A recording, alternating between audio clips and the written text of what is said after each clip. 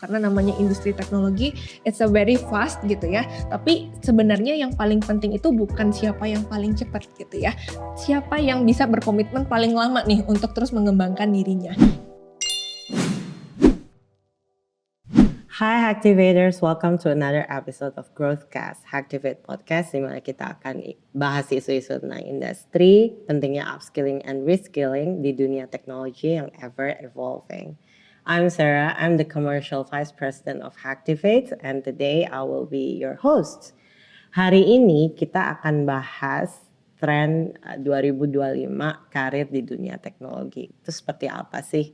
Dan untuk bahas topik yang sangat relevan dengan kita di tahun 2025 ini, aku udah punya special guest, Cherise from Talent Acquisition of Hengri. Hi Cherise, thank you for joining us. Aku yang thank you banget, thank you so much for having me. Aku super interested gitu ya dengan Hacktivate dan juga very excited to be here gitu. Jadi gak sabar banget buat sharing gitu ya sama teman-teman nih terkait dengan experience aku, expertise aku di talent acquisition ke teman-teman di Growthcast. Okay, well before we start jumping into the topic, can you introduce yourself a little bit, your life as a talent acquisition di Hengri, and maybe Hengri as a business a little bit? Oke, boleh banget dong Kak Sarah. Jadi buat teman-teman di sini mungkin tak kenal sama kata sayang ya katanya gitu. Jadi aku Cherise Pentraska, you can call me Cherise atau Share gitu ya for short. Jadi aku sekarang ini bekerja sebagai Talent Acquisition Senior Associate di Hengri gitu. Jadi kalau Hengri itu kita adalah perusahaan F&B company di mana fokusnya itu menjual produk melalui platform delivery online gitu. Jadi nggak bisa dibandingkan dengan F&B konvensional pada umumnya ya gitu. Tapi kalau Hengri sendiri kita erat banget nih kaitannya sama digitalisasi gitu ya, otomasi gitu. Jadi kalau kita sebagai talent acquisition sendiri di company seperti Hengri biasanya melakukan end-to-end hiring nih gitu. Jadi mulai hiring di head office ataupun di hiring outletnya itu yang kita conduct gitu. Cuman kalau buat spesifik hiring di head office-nya, aku yang melakukan hiring untuk tech team-nya Hengri nih gitu. Jadi contributing juga dalam building the tech team gitu. Jadi mungkin kurang lebihnya kebayang juga nih kira-kira tech job market ke depannya seperti apa gitu ya. Sama biasanya talent-talent yang ada di job market luar sana modelannya yang gimana sih yang bisa stand out gitu ya. Supaya kita bisa grabbing a better opportunity nih untuk bisa berkarir di tech ke depannya. Mungkin seperti itu. Yes. Cherise especially handle tech talent acquisition. Betul, khusus untuk tech team aku yang handle untuk hiringnya. Oh, must be interesting kalau misalnya Cherise sampai dedicated buat jadi talent acquisition di tech. Betul. Berarti tech is an integral part of the business of Hengri. Benar sekali gitu ya, karena balik lagi semua bisnis proses kita gitu ya, how we deliver our product gitu ya ke customer itu nggak mungkin terjadi tanpa adanya teknologi itu gitu. Jadi very interesting gitu ya, aku bisa sharing juga ke teman-teman nih kira-kira apa sih tren ke depannya, terus juga skill apa sih yang sekarang ini dibutuhin gitu ya sama job market kita di luar sana, dan juga gimana kita sebagai industri gitu ya mencari tech talent tuh biasanya apa yang dicari itu hopefully bisa memberikan insight gitu ya buat teman-teman di sini di podcast hari ini.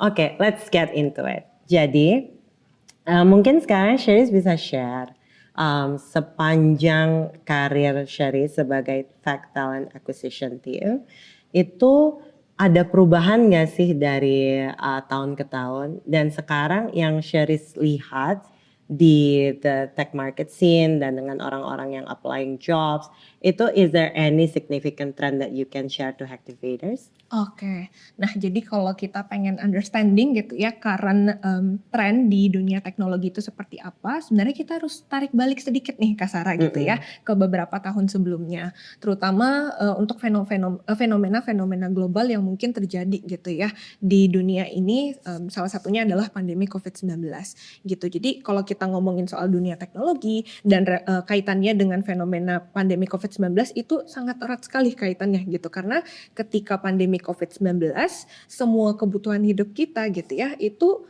kita lakukan semuanya dengan bantuan teknologi gitu. Kalau misalnya teman-teman ingat mungkin dulu pandemi COVID itu kan kita working remotely gitu ya. Beli groceries pakai e-commerce gitu ya. Mau bayar apa-apa digital banking gitu. Jadi semuanya teknologi banget gitu untuk kita bisa survive pada saat itu gitu. Jadi demand dari masyarakat itu meningkat pada saat pandemi, dan karena demandnya meningkat, dari company-company, industri-industri pun butuh nge-hire tech talent dalam jumlah tinggi juga gitu kan untuk bisa fulfilling that demand gitu. Makanya pada saat pandemi COVID-19 bisa dibilang very thriving gitu. Jadi walaupun setelah pandemi COVID-19 kebutuhan kita akan tech talent itu tidak dipungkiri pasti menurun ya gitu, karena kita kan sekarang ini conduct everything udah bisa hybrid gitu ya, nggak full teknologi lagi gitu. Tapi at the same time pandemi COVID-19 ini merupakan titik balik gitu ya, dimana orang-orang tuh jadi mau gak mau harus mengadopsi teknologi di dalam bisnis mereka dengan lebih cepat gitu. Itu yang mendukung pertumbuhan teknologi gitu ya secara global sekarang ini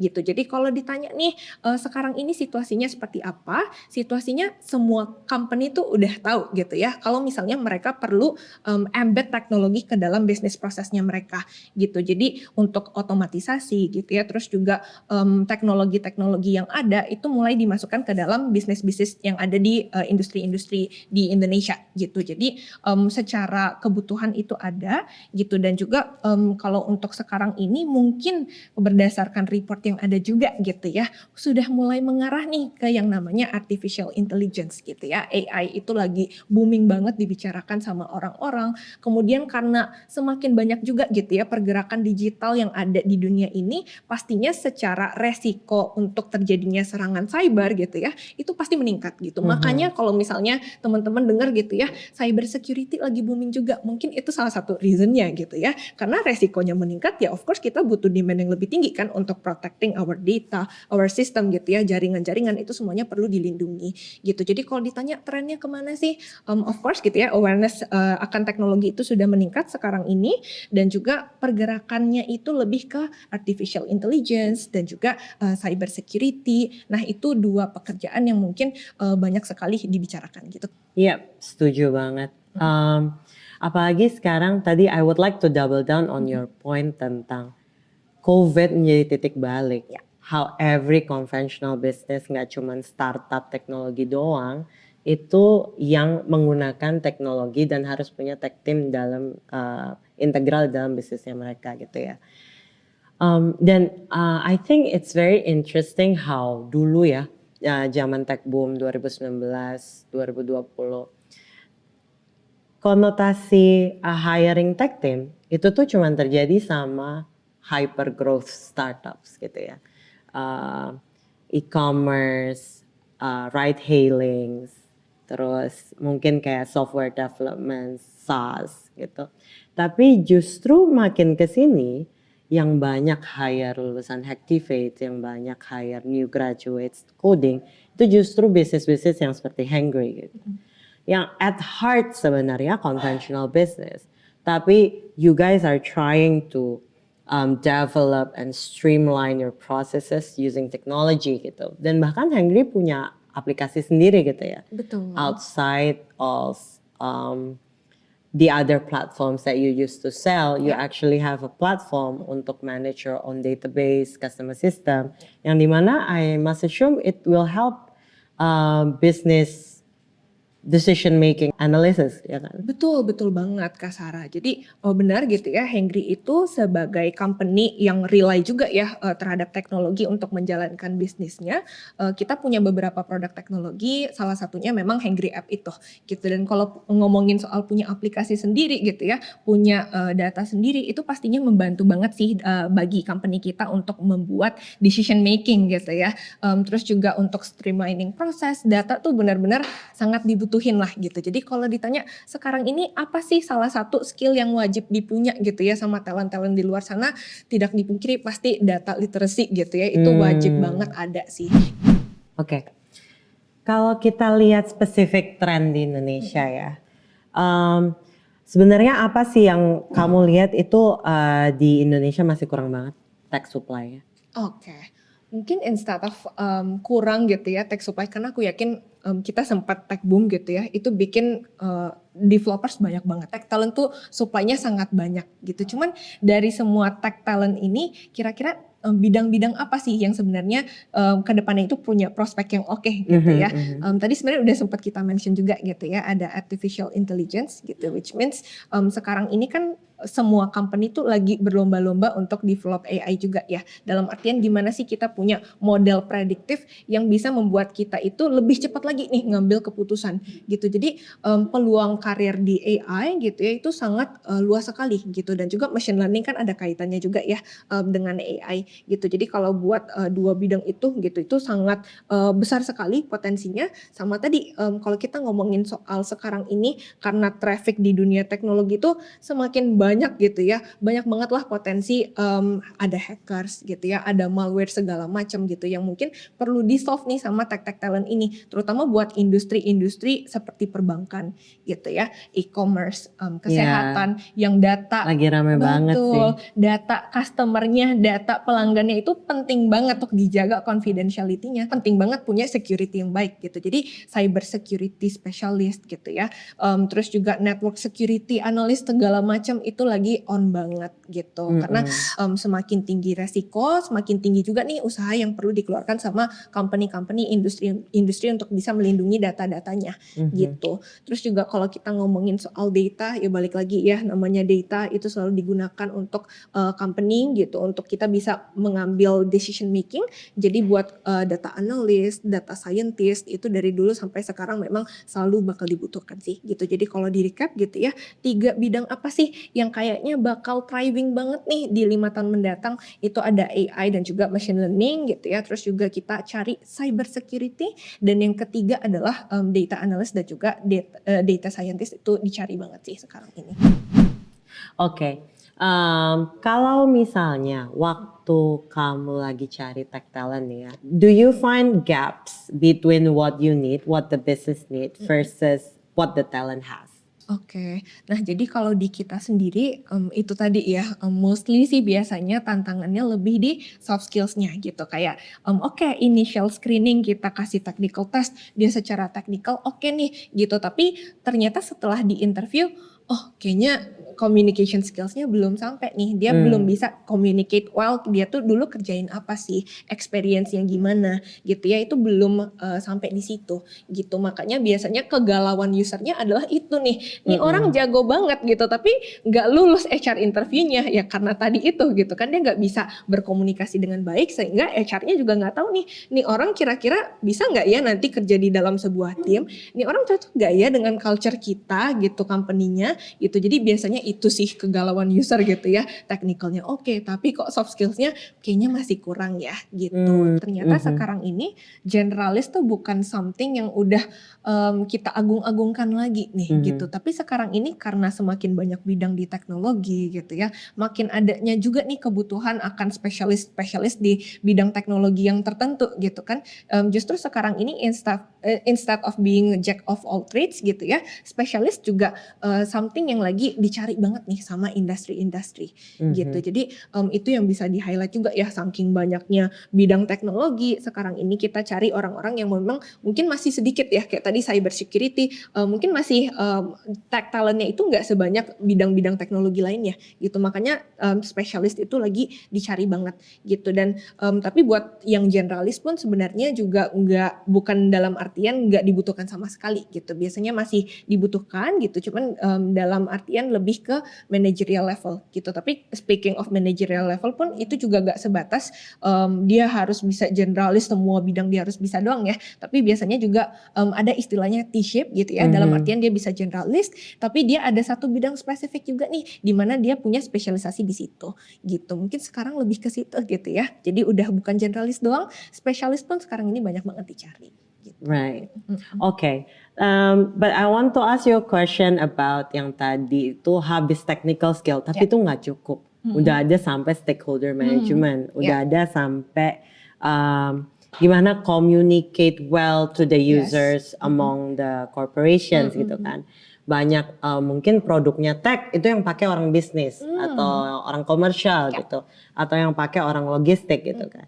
Nah itu along the way, what do you think about the company's role to help these engineers yang secara distereotipkan untuk tidak bisa berkomunikasi dengan baik, itu bagaimana the company helps them to actually be able to communicate well and do stakeholder management? Oke. Jadi kalau biasanya di Hengri sendiri gitu ya, kita pastinya selalu melakukan reskilling dan juga upskilling gitu ya.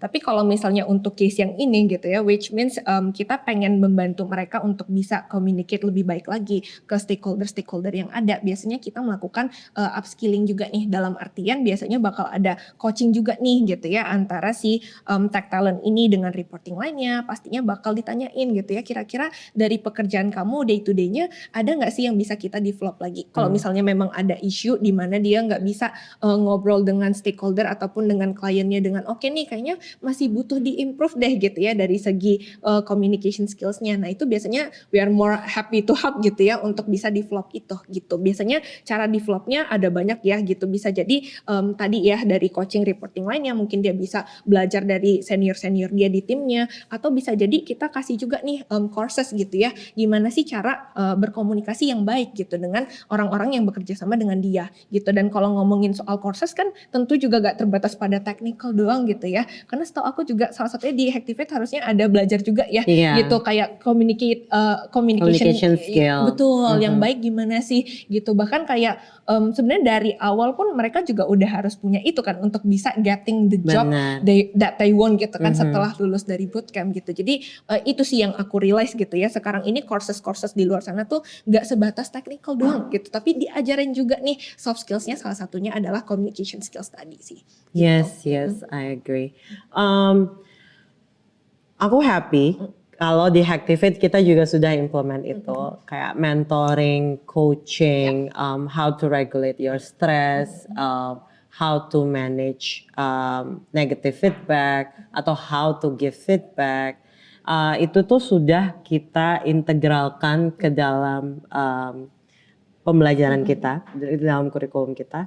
Karena itu we cannot deny it, right? Every day we must communicate.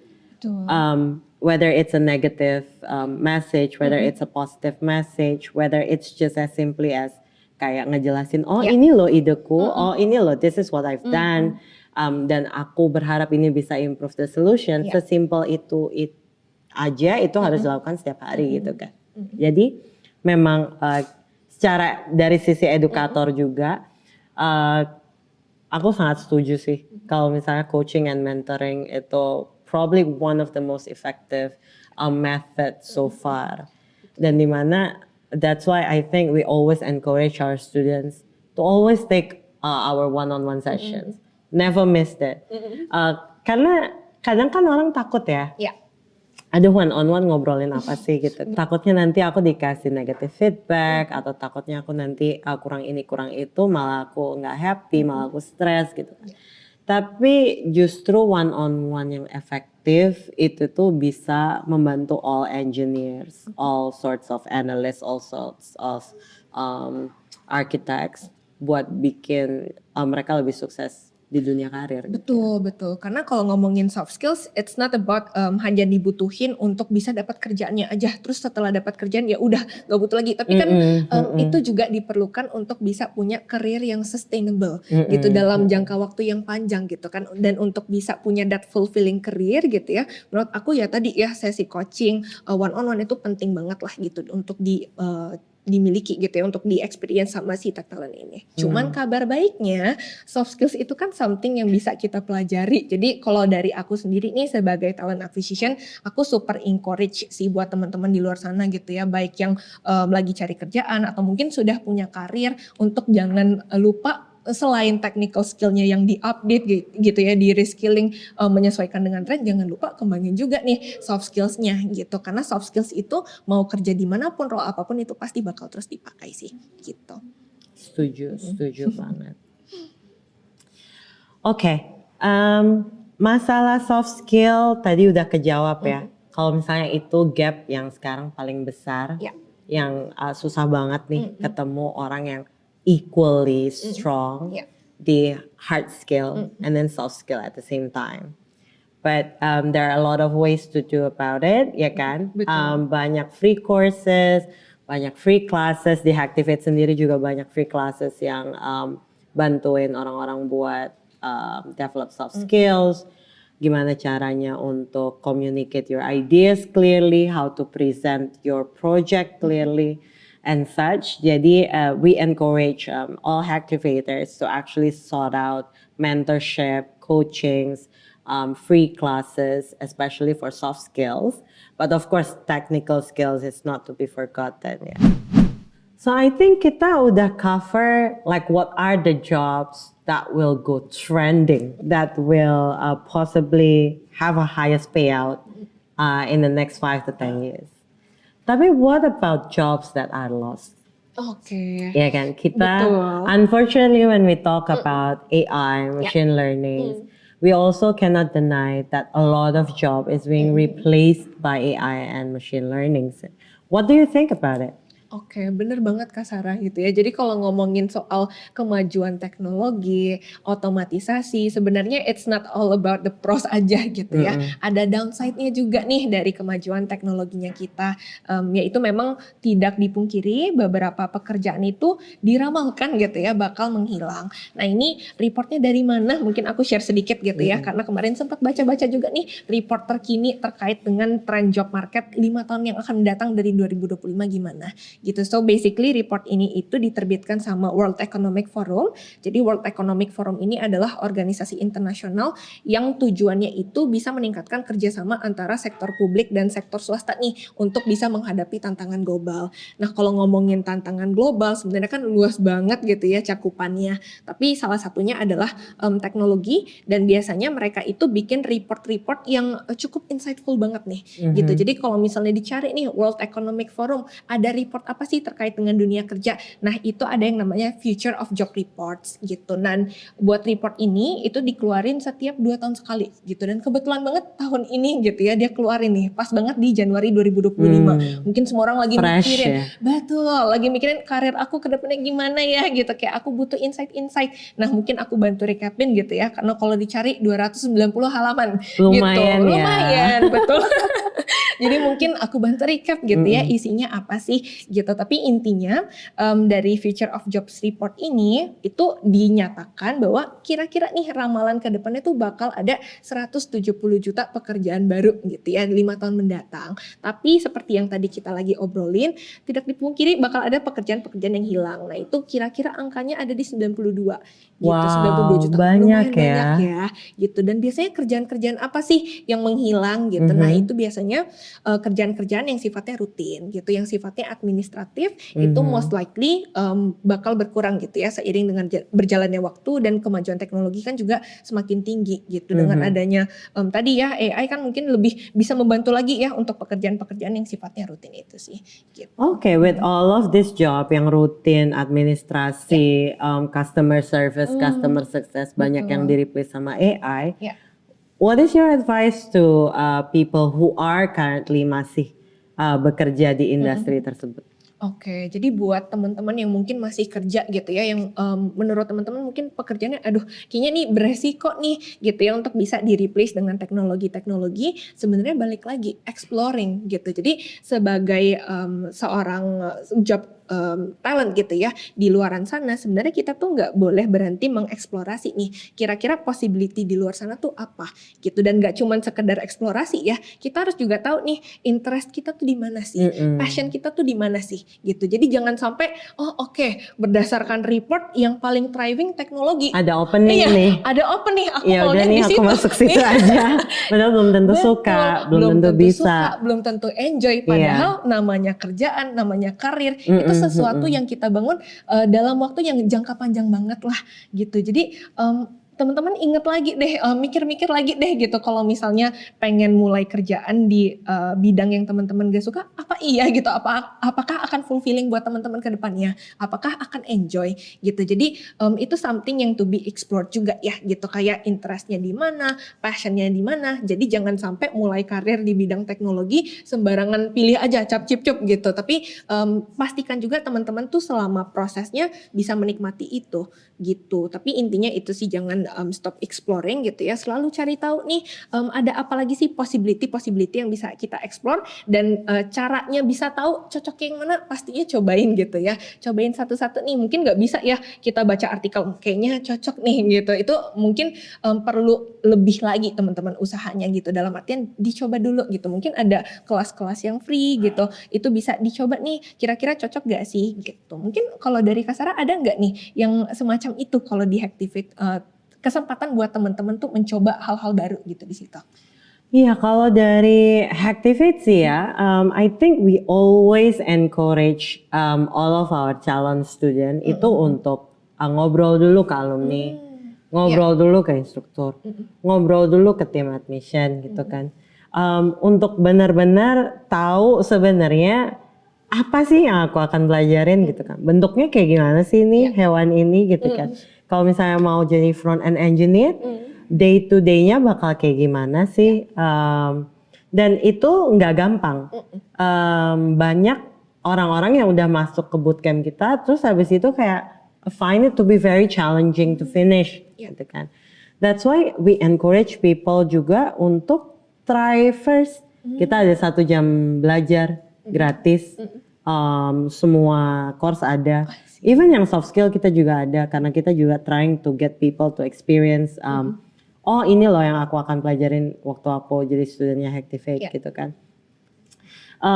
But I agree completely di masa exploration, and I think itu advice yang bukan cuman buat tech talent doang. Betul. Itu buat everybody gitu Betul kan. banget. Ada cloud engineer, ada cloud architect. I mean all sorts of things sekarang bermunculan. Bahkan non technical roles itu juga banyak banget kan ya. Ada project managers, ada UI UX designers. UI UX designers still need to know front end code a little bit, tapi it's majority focus on the aesthetics and on the usability of the UI UX design gitu kan. Jadi kayak even myself haven't been work in technology industry for so long, it still amazes me every year kalau misalnya banyak banget yang baru gitu kan. Betul banget. Yeah. Dan just I think agree with you, eksplorasi, cari mana yang paling pas. My advice is to talk to people who have been there before. Coming back to our point tentang mentoring dan coaching, cari orang yang memang sudah melalui, mungkin sekarang mau pivot gitu ya. Mungkin dari previously CS position mau pivot ke UI UX misalnya, atau mau pivot ke front end developer misalnya. Ya talk to people who has similar backgrounds. Mungkin mereka dulunya juga di administration task, terus pindah ke technical task. How does it feel? Susahnya di mana? Support yang dibutuhkan apa? Dari situ sih harusnya ya, jadi orang-orang juga lebih matang gitu kalau mau reskilling. Betul. Because reskilling is not easy. Bener banget Kak Sarah, karena yang kita invest tuh bukan soal uang doang gitu ya. Bukan uang waktu doang, gitu iya. ya, tenaga segala macam tuh kita invest gitu untuk bisa belajar sesuatu dan bangun karir dari situ. Oke, insightful sekali pembicaraan hari ini. Oke, Sheris, sebelum kita closing, last words mungkin buat Hacktivators, mungkin buat teman-teman yang baru mau mulai dive in atau baru mulai pivot atau mau upskill, any advice? Oke, kalau dari aku sih yang pertama dan yang paling pengen di-highlight mungkin growth mindset gitu ya. Jadi sebagai, teman-teman mau itu udah mulai berkarir di bidang teknologi atau belum mulai sama sekali nih, menurut aku perlu punya namanya growth mindset gitu. Jadi jangan pernah, cepat berpuas diri gitu, selalu cari hal-hal baru, tantangan-tantangan baru, apa aja sih yang teman-teman bisa coba pelajari lagi, coba kembangkan lagi gitu. Karena namanya industri teknologi, it's a very fast gitu ya. Tapi sebenarnya yang paling penting itu bukan siapa yang paling cepat gitu ya.